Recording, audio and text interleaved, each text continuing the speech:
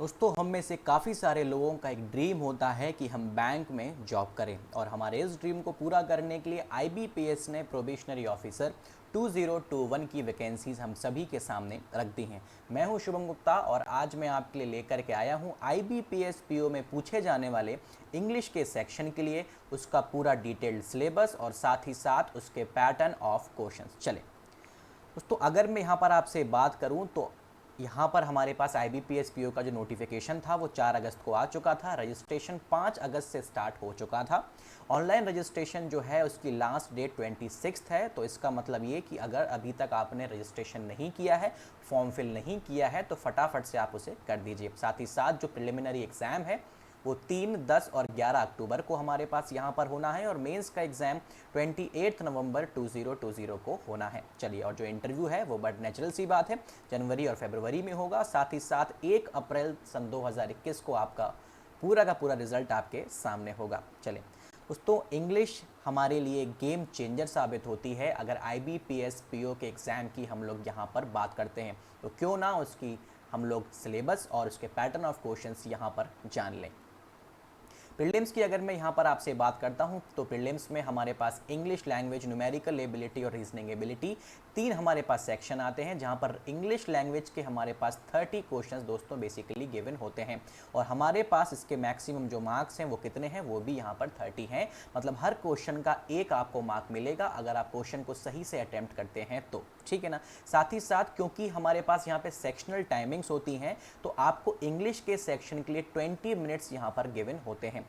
साथ ही साथ इसमें है क्या कि आपको सेक्शनल कट ऑफ तो क्लियर करना ही करना है, साथ ही साथ आपको ओवरऑल कट ऑफ भी यहाँ पर क्लियर करना होता है।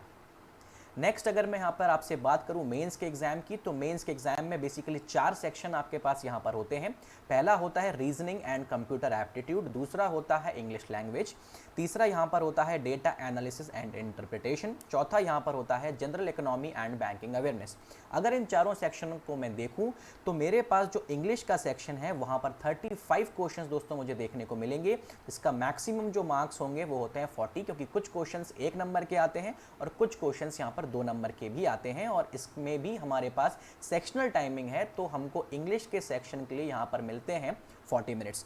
जैसे ही आप अपना मेंस का एग्जाम यहाँ पर ख़त्म करेंगे, आपके कंप्यूटर स्क्रीन पे 3 घंटे के बाद, क्योंकि 3 घंटे का आपका पेपर होता है, 3 घंटे के बाद आपके कंप्यूटर स्क्रीन पर आपको देखने को मिलेगा डिस्क्रिप्टिव पेपर। जी हाँ दोस्तों, ये भी इंग्लिश का ही एक सेक्शन हमारे पास होता है।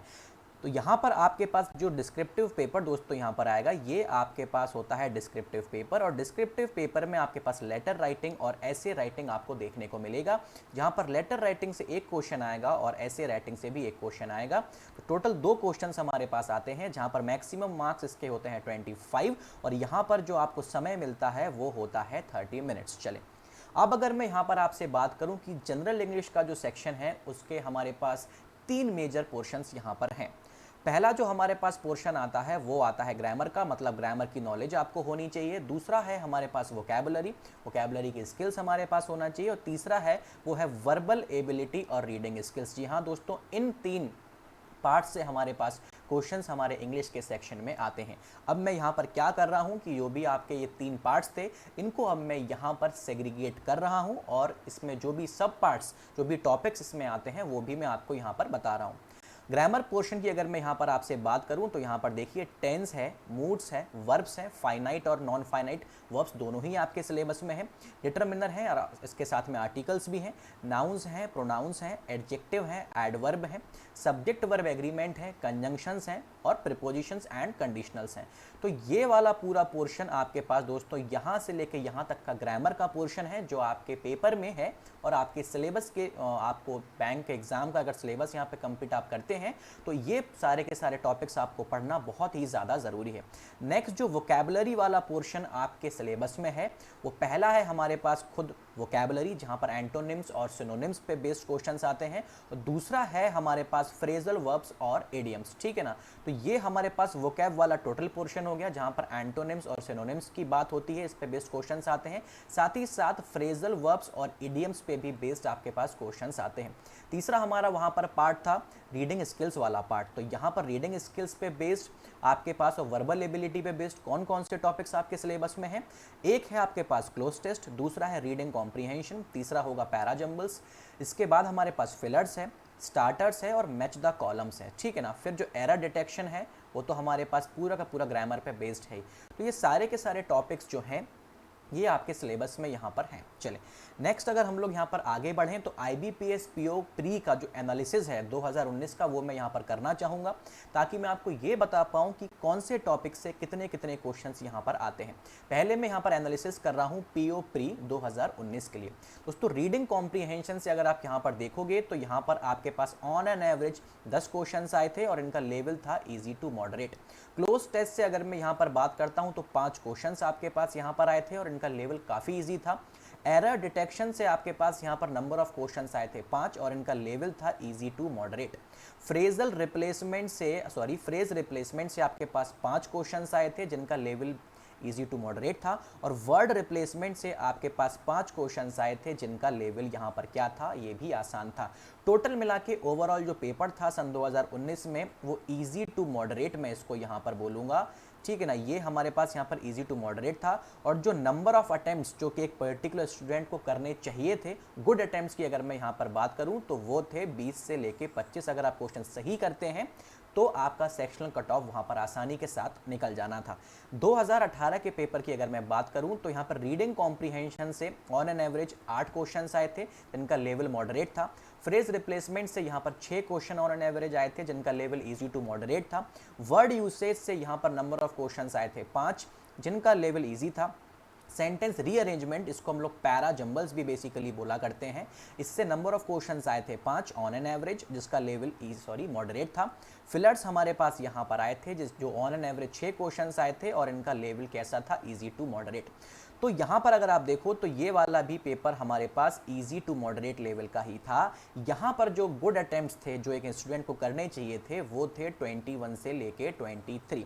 ऑन एन एवरेज अगर आप यहाँ पर देखो तो PO प्री का जो पेपर इंग्लिश का सेक्शन की अगर मैं बात करूँ तो वो इजी टू मॉडरेट ही आता है।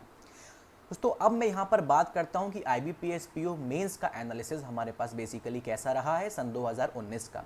यहाँ पर बेसिकली होता क्या है कि रीडिंग कॉम्प्रीहेंशन, जो रीडिंग हमारे पास रीडिंग स्किल्स हैं और जो वर्बल एबिलिटी है वो यहाँ पर पूरे के पूरे पेपर में 80% मार्क्स आपके कैरी करेगी। अगर मैं इंग्लिश के सेक्शन की आपसे यहाँ पर बात करता हूँ तो रीडिंग कॉम्प्रीहेंशन हो गया, वर्ड रीअरेंजमेंट हो गया, सेंटेंस रीअरेंजमेंट हो गया, क्लोज टेस्ट हो गए, इनसे क्वेश्चंस आपको देखने को काफ़ी ज़्यादा मिलेंगे। रीडिंग कॉम्प्रीहेंशन से 2019 में 12 क्वेश्चंस आए थे मेंस में, लेवल इसका डिफिकल्ट था। वर्ड रीअरेंजमेंट 2 सेंटेंसेस पे बेस्ड ही आया था जिसके 5 क्वेश्चंस हमारे पास थे, ये भी इसका भी लेवल काफ़ी डिफिकल्ट था। वर्ड रीअरेंजमेंट एक सिंगल सेंटेंस का भी आया था जो कि हमारे पास 5 क्वेश्चंस आए थे, इसका भी लेवल डिफिकल्ट था। सेंटेंस रीअरेंजमेंट पैरा जंबल्स जिसको बोला करते हैं, इससे 5 क्वेश्चंस आए थे, moderate to difficult. New pattern cloze test 2019 में उन्होंने इंक्लूड किया था, इस पे बेस्ड हमारे पास 3 क्वेश्चंस आए थे, मॉडरेट टू डिफिकल्ट ये थे। एरर डिटेक्शन से सिर्फ और सिर्फ 5 क्वेश्चन यहाँ पर आए थे और इनका लेवल भी काफ़ी ज़्यादा डिफिकल्ट था।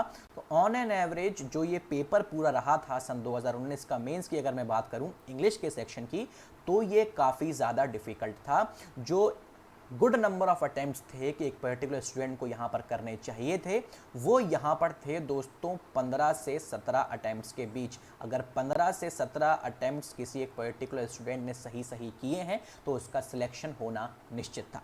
चल अब मैं यहाँ पर एनालिसिस करूँ अगर प्री 2018 की, तो यहाँ पर देखिए रीडिंग कॉम्प्रीहेंशन से हमारे पास 12 क्वेश्चंस आए थे और इसका लेवल भी डिफिकल्ट था। वर्ड रीअरेंजमेंट फिर से वही 2019 में जैसा पैटर्न बेसिकली फॉलो हमारे पास हुआ था, सेम पैटर्न इसके 1 साल पहले 2018 में भी फॉलो हुआ था। वर्ड रीअरेंजमेंट की बेसिकली 2 कैटेगरी यहाँ पे थी, 2 सेंटेंसेस वाला और 1 सेंटेंस वाला। 2 सेंटेंस वाले 5 क्वेश्चन थे जिनका लेवल डिफिकल्ट था। 1 या जो सिंगल सेंटेंसेस हैं उनके नंबर ऑफ क्वेश्चन 5 थे, लेवल इसका डिफिकल्ट था। सेंटेंस रीअरेंजमेंट ये 5 क्वेश्चन आए थे, मॉडरेट टू डिफिकल्ट। और न्यू पैटर्न जो क्लोज टेस्ट हमारे पास हैं 3 इसके क्वेश्चन आए थे, मॉडरेट टू डिफिकल्ट। और एरर डिटेक्शन अगेन ये हमारे पास 5 क्वेश्चन आए थे 2018 में, जिसका लेवल डिफिकल्ट था। और अगर आप यहाँ पर देखोगे तो इसका ओवरऑल अगर मैं यहाँ पर कैलकुलेट करूँ तो ये काफ़ी डिफिकल्ट हमारे पास यहाँ पर सेक्शन था, जिसके नंबर ऑफ क्वेश्चंस थे 35। यहाँ पर जो अच्छे अटेम्प्ट्स की अगर मैं बात करूँ तो वो यहाँ पर थे 12 से 15। जी हाँ दोस्तों, क्योंकि 2018 का पेपर 2019 से भी थोड़ा सा डिफिकल्ट यहाँ पर था। चले, अब अगर मैं यहाँ पर आपसे बात करूं कि जैसे ही 3 घंटे का मेंस का पेपर आपके पास वहाँ पर ख़त्म होता है तो तुरंत मैंने बताया था कि डिस्क्रिप्टिव का पेपर आपको वहाँ पर देखने को मिलेगा, जो कि आधे घंटे का होगा। तो 2 क्वेश्चन डिस्क्रिप्टिव से आते हैं, एक ऐसे आता है और एक आपके पास यहाँ पर लेटर आता है। ये मैं आपको यहाँ पे सिनेरियो बता रहा हूँ 2019 का जो हमारा मेंस का पेपर हुआ था, उस पर्टिकुलर मेंस के पेपर में किस टाइप से ऐसे आए थे और किस टाइप से लेटर यहाँ पर आए थे, वो मैं आपके सामने यहाँ पर रख रहा हूँ। ऐसे राइटिंग टॉपिक्स बेसिकली ऐसे में आपको क्या होता है 250 वर्ड्स की आपके पास यहाँ पर लिमिट होती है, क्योंकि यहाँ पर बेसिकली क्या है राइटिंग स्पीड भी आपकी अच्छी होनी चाहिए।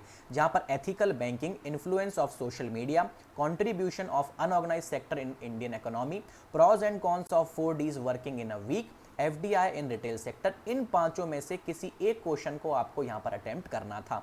ठीक है ना। तो यहाँ पर मतलब क्या हुआ कि ऐसे राइटिंग के जो टॉपिक्स आते हैं वो या तो सोशल इश्यूज पर आते हैं, या तो वो करंट अफेयर्स पर आते हैं, या वो आते हैं बैंकिंग एंड फाइनेंस इंडस्ट्री से रिलेटेड, या वो हमारे पास आते हैं बैंकिंग एंड फाइनेंस इंडस्ट्री से रिलेटेड।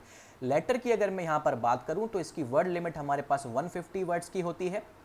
ये आपके पास पहला वाला जो लेटर यहाँ पर आया था वो आपको ब्रांच मैनेजर को बेसिकली लेटर लिखना था कि ईएमआई की जो इंस्टॉलमेंट है वो आपके पास 3000 रुपये की ईएमआई बेसिकली काट लिया गया है, लेकिन बेसिकली उसको होना कितना चाहिए था 2000 ईएमआई आपका कटना चाहिए था, लेकिन गलती से क्या हुआ 3000 रुपये कट गया है। उसके रिगार्डिंग आपको यहाँ पर कंप्लेन करना था। सेकेंड जो यहाँ पर आया था वो आया था कि आपको एक लेटर लिखना था रोड ट्रांसपोर्ट अथॉरिटी को, expressing your concern over the high beam LED lights in bikes and cars.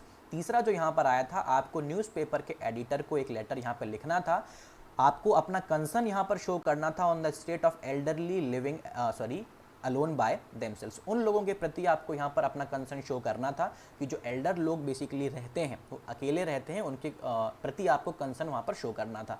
तो अगर मैं यहाँ पर देखूँ तो लेटर राइटिंग जो है टोटल वो यहाँ पर आपके पास फॉर्मल लेटर्स आते हैं, फॉर्मल लेटर्स आपके पास यहाँ पर आते हैं, और लेटर राइटिंग यहाँ पर काफ़ी ज़्यादा आसान आती है अगर मैं यहाँ पर कंपेयर करूँ तो।